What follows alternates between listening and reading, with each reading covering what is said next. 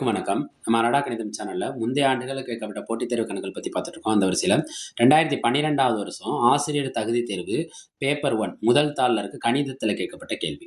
8 ஆட்கள் ஒரு நாளைக்கு 9 மணி நேரம் வேலை செய்து ஒரு வேலையை 28 நாட்களில் முடிப்பர். பாருங்க, ஆட்கள், நேரம், நாட்கள் 3 விதமான டாபிக் வருதுனாலே அது கலப்பு மாறல். அதே வேலையை 12 ஆட்கள் ஒரு நாளைக்கு 7 மணி நேரம் வேலை செய்தால் எத்தனை நாட்களில் முடிப்பார்? இங்க கேள்வி எதுல அமையுதுன்னா நாட்கள்ல முடியுது. எது கேள்வியா இருக்கோ அத கடைசியா கொண்டு போயிரும். எது கேள்வியா இருக்கோ அத என்ன செய்யணும்? கடைசியா கொண்டு போயிரும். யார பத்தி பேசுறோம்?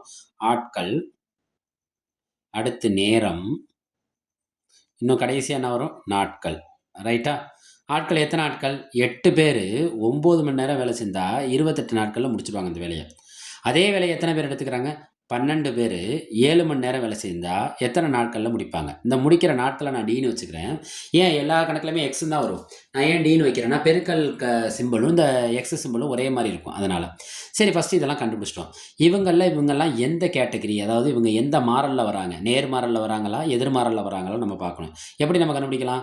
இந்த ஆட்களையும், நாட்களையும் பொருத்தி பார்க்கணும். நேரத்தையும், நாட்களையும் பொருத்தி பார்க்கணும். இப்ப 2 பேர நம்ம கம்பேர் பண்ண போறோம். 8 பேர் வேலை செஞ்சா 28 நாள்ல அந்த வேலை முடியும். அதே 12 பேர் ஆட்கள் என்ன ஆகுறாங்க? அதிகரிச்சுட்டாங்கன்னா, வேலை முடியிற நாள் என்ன ஆயிரும்? குறைஞ்சு போயிரும். அப்ப இது என்ன மாறல்?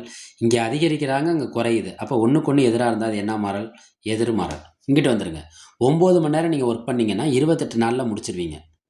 ஆனா 9 மணி நேரத்துலேருந்து 7 மணி நேரமா நீங்க குறைச்சிட்டீங்கன்னா, வேலை செய்ற நேரத்த குறைச்சிட்டீங்கன்னா, முடிய வேண்டிய வேலையோட நாள் என்ன ஆயிரும்? இன்னும் இழுத்துக்கிட்டே போகும். அப்ப அதிகமாயிரும். இங்க நேரம் குறையுது, இங்க நாட்கள் அதிகரிக்குது. அப்ப ஒண்ணுக்கு ஒண்ணு எதிரா இருந்தா அது என்ன மாறல்? எதிர்மாறல். அப்ப எதிர்மாறல்னா என்ன செய்யணும்? நேர்மாறல்னா மாத்தி யோசிச்சு தலைகீழ் பின்னம்னு போடணும். எதிர்மாறல்னா இதையும் மாத்தி யோசிச்சு என்ன பின்னம்? நேர் பின்னம். போடுவோமா? இங்க யார் இருக்கா? 8/12. யார கால்குலேட் பண்ண போறோம்? டேஸ கால்குலேட் பண்ண போறோம்.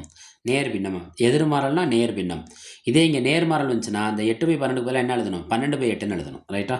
எதிர்மாறல்னா நேர் பின்னம். மாத்தி யோசிக்கணும். 9/7 பெருக்கல் 28.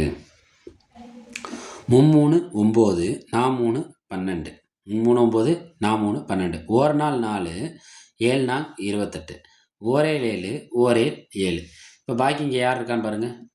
8. அங்கே பாக்கி யார் இருக்கா? 3. 8ஐயும் 3ஐயும் இருக்குங்க. 3 8 24 நாட்கள்.